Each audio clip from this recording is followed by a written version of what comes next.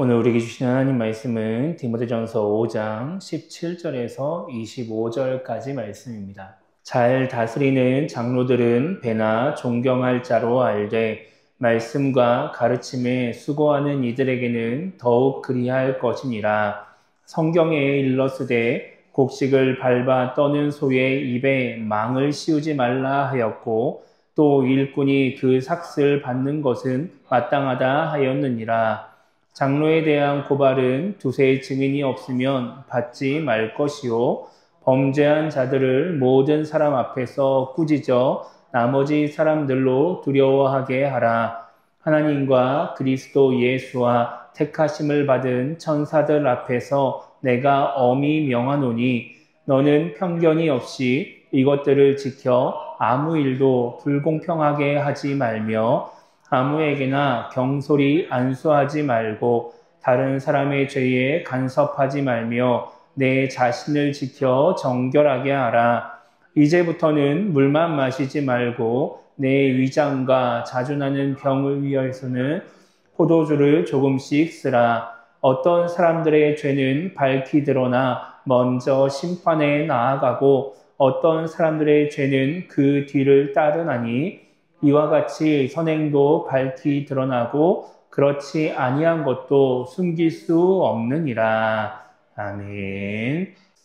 이제 우리가 지난주에 디모데전서 5장 9절에서 16절까지 말씀에 나오는 이 과부의 모습을 통해서 우리가 이제 무엇을 바라보며 살아야 하는지를 생각해 봤습니다. 과부 중에 이제 어떤 사람은 이 땅의 유익, 또 물질적인 유익을 바라보며 이제 예수님을 배신하고 믿음을 저버리기도 했다. 이제 이렇게 성경에서 말씀하고 있습니다. 그런데 또 하나님을 바라보는 과부들은 또 이 땅에서의 유익이 적다 하더라도 계속해서 기도하고 또 하나님의 은혜를 구하며 하나님께 소망을 두면서 믿음을 지키는 삶을 살았습니다. 그래서 이제 우리도 삶에 문제가 있고 또 어려움이 있을 때 하나님을 바라보면서 또 믿음을 지켜야 된다라는 말씀을 우리가 지난주에 나눴습니다. 오늘 이제 우리가 읽은 말씀은 이제 교회의 지도자인 장로들에 대한 말씀을 기록하고 있습니다. 우리가 이제 디모데전서 3장에서 이제 감독 이야기할 때 잠깐 이야기를 했었는데, 이 장로는 일반적으로 교회를 이끌어가고 또 성도를 돌보는 나이 많은 지도자를 이제 의미한다고 볼 수 있습니다. 그러니까 지금으로 따지면 이제 목회자라고 말을 할 수가 있는 것이죠. 그래서 이제 감독과 장로는 실질적으로 이제 같은 것을 의미하는 것이고, 약간 이렇게 직분과 역할적인 부분에서 표현이 달라질 수 있다. 이제 이렇게 우리가 이해하면 될 것 같습니다. 그래서 이제 사도 바울은 이제 오늘 말씀에서 이제 교회의 지도자인 장로들을 이제 어떻게 대해야 하는가, 목회자를 어떻게 대해야 되는가에 대해서 이제 말씀을 하고 있습니다. 먼저 17절에 보면은 이렇게 말씀하고 있어요. 잘 다스리는 장로들은 배나 존경할 자로 알되 말씀과 가르침에 수고하는 이들에게는 더욱 그리할 것이니라. 이렇게 말씀하고 있죠. 여기서 이제 존경할 자로 안다, 존경해야 된다라고 하는 말은 단순히 그냥 마음으로 이렇게 존경하다, 되게 좀 이제 존중한다, 뭐 이런 식의 의미가 아니라 실은 이제 이게 사례비를 지급하라는 말이에요. 그래서 이제 사명을 잘 감당하는 장로들, 특히나 이제 말씀을 전하고 가르치는 장로들에게 이제 사례비를 지급해야 된다, 이제 이렇게 이야기를 하고 있는 겁니다. 그래서 그 뒤에 18절에 이렇게 말씀하고 있는 거예요. 성경에 일렀으되 곡식을 밟아 떠는 소의 입에 망을 씌우지 말라 하였고 또 일꾼이 그 삭슬을 받는 것은 마땅하다 하였느니라. 이렇게 말씀하고 있죠. 그러니까 수고하고 애쓰는 그런 교회를 섬기는, 전적으로 섬기는 그런 장로들에게 이제 삭슬 지불해야 된다, 이제 이런 식의 표현을 하고 있는 겁니다. 그것이 이제 성경적이다라고 사도 바울이 이야기를 하고 있는 것이죠. 근데 여기서 이제 사도 바울이 장로들에게 이제 사례를 지급해야 된다라고 말하는 이유는 단순히 그냥 그들이 수고하니까 대가를 치러야 된다라는 개념이 아니에요. 그렇게 전적으로 교회 일을 감당하면서 이제 영혼을 돌보는 사람들이 더 하나님의 일에 집중하게끔 해야 된다라는 의미인 것이죠. 그래서 이제 그렇게 그들이 영혼을 돌보고 또 말씀 가르치는 일에 집중하면 그것이 이제 결국 교회에 그리고 성도들의 신앙에 이제 유익하니까 그 일을 해야 된다, 이제 이런 식의 개념으로 접근하는 것입니다. 그리고 나서 이제 사도 바울은 또 이제 교회와 성도들이 이제 장로들 그리고 목회자를 통해서 이제 유익을 얻기 위해서 또 알아야 될 것이 알아야 될 것에 대해서 이제 이야기를 하고 있는데 그것이 이제 19절에 나옵니다. 19절 보면은 장로들에 대한 고발은 두세 증인이 없으면 받지 말라 이제 이렇게 말씀을 하고 있어요. 이 장로라고 하는 사람이 이제 교회의 지도자죠. 그리고 이제 말씀을 가르치는 역할들도 감당을 했단 말입니다. 그러다 보니까 이 직분의 특성상 이렇게 사람들 앞에 이렇게 서 있는 역할들을 많이 하게 되는 것이죠. 다양한 사람들을 다 접촉을 하고 또 교제도 하고 그리고 사람들 앞에서 이렇게 말씀을 전하기도 하고 이제 그렇게 하다 보니까 무슨 문제가 생기냐면은 이 지도자가 모든 사람을 다 만족시킬 수가 없어요. 뭐 교회 성도가 뭐 30명이건 50명이건 100명이건 뭐 150명이건 상관없이 이 한 사람이 모든 사람의 마음에 다 들 수가 없단 말이죠. 그러다 보면은 뭔가 이렇게 성도들 중에서 지도자에 대해서, 장로에 대해서, 목회자에 대해서 뭔가 불평과 불만을 가지는 사람들이 생길 수밖에 없습니다. 이거는 모든 교회가 다 마찬가지고 이 사람들이 모여있는 이상 어쩔 수가 없는 부분이에요. 그 사람이 악하다 이런 개념이 아닌 거예요. 그러다 보니까 만약에 그런 것들 때문에 한두 사람이 와서 저 사람 뭔가 문제가 있다. 저 장로가 문제가 있는 것 같다. 저 목회자가 문제가 있는 것 같다. 라고 이야기를 하면서 그것을 교회가 수용하고 받아들이기 시작하면은 이 장로가 이 목회자가 사명을 잘 감당하기 어려워지면서 교회가 흔들리는 일들이 발생하게 되는 것이죠.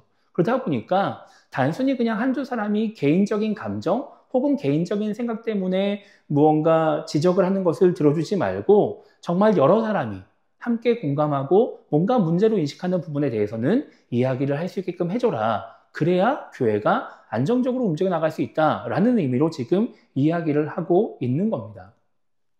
그런데 이 이야기를, 이 19절 말씀을 오해하는 사람들이 있어요. 어떻게 오해를 하냐면은, 그러면 장로들에 대해서, 지도자에 대해서, 목회자에 대해서 뭔가 목회자는 죄가 없다라는 의미인가? 아니면은 목회자가 죄를 지어도 그냥 뭔가 마음에 들지 않는 부분이 있어도 그냥 덮어주라는 이야기인가? 이렇게 이제 오해하는 경우들이 있습니다. 사도 바울이 지금 그런 의미로 이야기를 하고 있는 게 아니에요. 사도들은 장로들이 죄를 짓지 않는다라고 말하는 것이 아니라 장로들이 죄를 지어도 덮어주라고 말씀하는 것이 아닙니다. 왜냐하면 20절에서 이렇게 말씀하고 있기 때문에 그래요. 20절 보면은 범죄한 자들을 모든 사람 앞에서 꾸짖어 나머지 사람들로 두려워하게 하라 이렇게 말씀하고 있죠. 그러니까 교회가 소수에 의한 뭔가 고발이나 뭔가 개인적인 감정에 의한 뭔가 고발, 뭐 시비 이런 것들은 받아주지 말아야 되지만 진짜 다수의 성도들이 보기에 문제가 있고 정말 다수의 사람들이 인정할 만큼 죄를 지었으면 그러면은 그 장로의 죄가 드러났을 때 모든 사람들, 모든 성도 앞에서 그것을 드러내고 징계를 해야 된다라고 말씀하고 있어요. 그러니까 사도 바울은 장로도 죄를 지을 수 있는데 그 죄를 지었을 때 이렇게 대처를 해야 된다라고 이야기를 하는 것이죠. 그렇게 모든 성도들 앞에서 죄를 드러냄으로써 다른 장로들, 함께 교회를 지도하는 다른 장로들이 두려워하게 만들어야 된다라고 말씀을 하고 있는 겁니다. 이것이 당연히 장로들도 죄를 지을 수 있다라고 하는 말인 것이죠. 장로들도 인간이기 때문에 죄를 지을 수 있습니다. 그런데 그러한 장로의 죄는 단순히 그냥 한 사람의 죄가 아니라 지도자의 죄이고 교회에 영향을 줄 수 있기 때문에 공개적으로 드러내야 된다. 그리고 단호하게 처리를 해야 된다라고 말씀을 하고 있는 거예요. 그래서 21절에 보면은 디모데한테 이렇게 이야기를 해요. 하나님과 그리스도 예수와 택하심을 받은 천사들 앞에서 내가 엄히 명하노니 너는 편견이 없이 이것들을 지켜 아무 일도 불공평하게 하지 말며 라고 이야기를 하고 있죠. 그러니까 지금 에베소 교회 안에서 만약에 장로들의 죄가 드러났습니다. 문제가 생겼어요. 그리고 그것이 진짜 심각한 문제인 거예요. 그러면 에베소 교회의 리더인 디모데는 편견 없이 공정하게 이것을 처리해야 된다라고 말씀을 하고 있는 거예요. 사도 바울이 왜 지금 여기서 디모데한테 공정하게 처리해야 된다라고 이야기를 할까요? 그냥 놔두면 공정하게 처리하지 않을 수 있기 때문에 그런 거예요. 편견을 가지고 처리할 수 있기 때문에 그런 것이죠. 여러분 우리나라 그 속담에 가재는 개편이다라는 말이 있습니다. 또 뭐 팔은 안으로 굽는다 뭐 이런 말도 있죠. 이 말들이 의미하는 게 뭐예요? 나랑 같은 편에 있는 사람 혹은 비슷한 형편에 있는 사람의 편을 들어주거나 잘못을 감싸주는 것을 의미하는 것이죠. 여러분 교회에 지금 이제 보통 우리나라 같은 경우는 담임 목사 한 명에 뭐 교회가 좀 크면은 부교육자가 여러 명 뭐 이렇게 있는 경우들이 있고 아니면 뭐 당회를 통해서 이렇게 교회가 움직여가는 경우들이 많이 있는데 이 당시에는 여러 명의 장로가 이제 각각의 지역들을 돌본다든지 뭐 이런 일들을 감당을 했단 말이에요. 그러니까 교회 안에서 이 지도자라고 하는 장로가 한 명이 아니에요. 여러 명이 있는 겁니다. 근데 예를 들어서 그 중에 한 명이 잘못을 저질렀어요. 죄를 지었단 말이에요. 뭐 금전적인 문제를 일으켰든지 관계적인 문제를 일으켰든지 했단 말이에요. 그러면 그 문제를 가지고 공론화시키고 치리해서 처벌해야 되는 다른 장로들 입장에서 봤을 때 이 한 명의 죄를 드러내는 게 좋을까요? 감추는 게 좋을까요? 감추는 게 좋습니다. 왜 감추는 게 좋냐면은 나도 죄를 지을 수 있거든요. 만약에 지금 우리가 다 같은 지도자다라고 했을 때 그 중에서 한 명의 죄가 딱 드러났을 때 그것을 그냥 우리가 다 감춰놓으면은 그 다음에 내가 또 죄를 지었을 때 내 죄도 감출 수 있어요. 그게 사람이에요. 그럼 그게 그렇게 처리를 하게 된단 말이죠. 그러다 보니까 뭔가 장로들이, 지도자들이 교회 안에서 뭔가 문제가 생겼을 때 나도 그런 죄를 지을 수 있고 문제가 생길 수 있기 때문에 드러내지 않고 감추려고 하고 뭔가 그냥 그걸 덮어주려고 하고 이런 일들이 발생할 수 있다라고 하는 거예요. 그러니까 그런 부분에서 정확하게 처리를 해야 된다라고 사도 바울이 이야기를 하고 있는 것이죠. 그럼 만약에 교회가 지도자의 그런 죄를, 잘못을 드러내지 않고 그냥 조용히 넘어가 버리고 그냥 편견 가지고 불공평하게 처리하면 어떻게 될까요?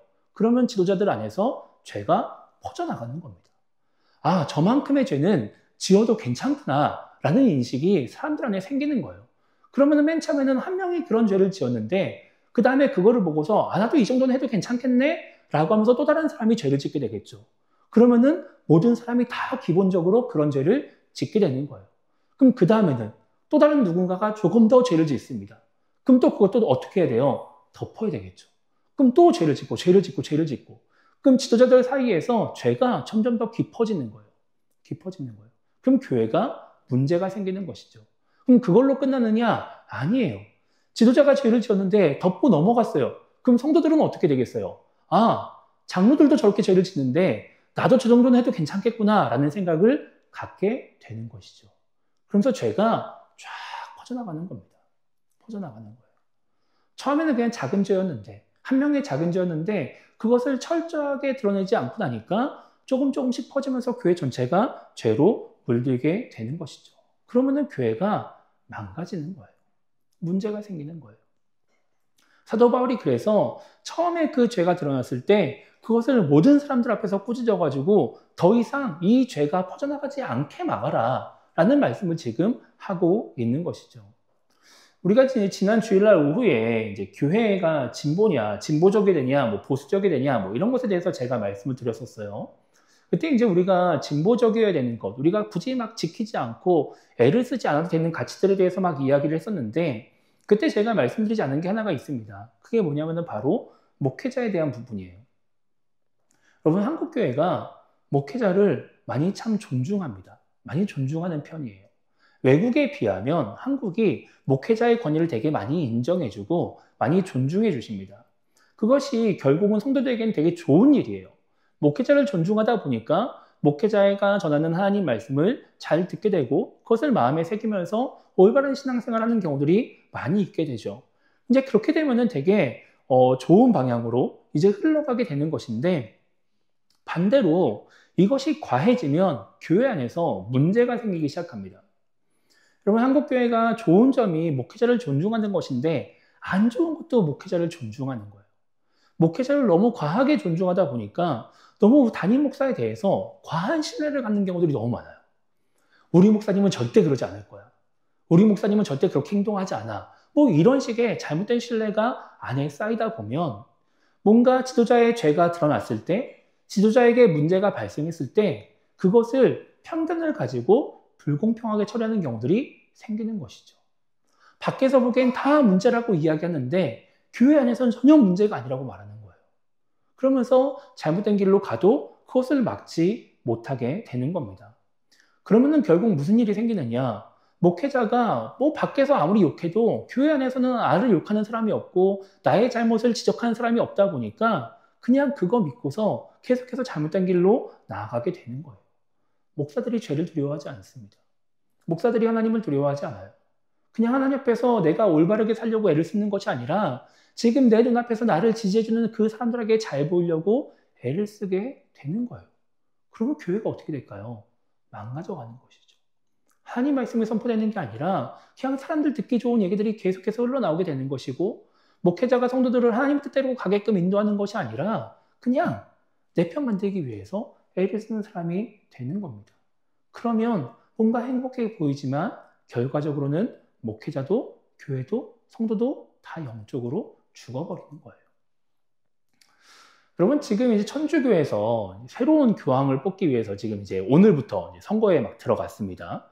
막 보니까 막 유튜브 보면은 그 성당 굴뚝만 계속 찍어서 나오는 유튜브도 있더라고요. 그리고 그것만 계속 보여줘요. 언제 검은색 그 흰 연기가 올라오나 이것만 계속 주구장창 라이브로 보여주는 거예요. 거기 지금 133명의 추기경이 모여있다고 해요. 저도 이번에 보니까 교황 다음이 추기경이래요. 그러니까 교황은 전 세계에 한 명이고, 그리고 그 다음에 권한을 가지고 뭔가 인정받는 성직자가 133명, 원래는 135명인데 이제 한두 명 빠지고 133명이 있다라고 이야기를 해요. 그렇게 전 세계에서 고작 130명 인정받는 사람들이 모여가지고 선거를 치르는 거예요. 그러면 얼마나 선거가 거룩할까요? 얼마나 막 질서정연하게, 막 예의 바르게, 막 경건하게, 거룩하게 막 선거가 진행될까요? 그런데 여러분 뉴스 한번 보세요. 그 안에서 지금 무슨 일이 벌어지고 있죠? 막 유력한 후보에 대해서 비방을 하기도 하고, 뭐 건강에 문제가 있다, 뭐 과거 전력에 문제가 있다, 뭐 사상에 문제가 있다, 막 이런 이야기들을 합니다. 그게 어떻게 성직자가 저러나 라고 생각하겠지만 그냥 인간이기 때문에 그래요. 아무리 그 천주교 수많은 성직자 안에서 정말 대단하다라는 사람들을 모아놔도 인간은 그런 거예요. 그러면은 목회자는 어떨까요? 우리 개신교 목사들은 어떨까요? 저는 더 할 수도 있다고 봅니다. 더 할 수 있어요. 그러니까 우리가 거기에 대해서 분명하게 인식하고 대응을 해야 되는 것이죠.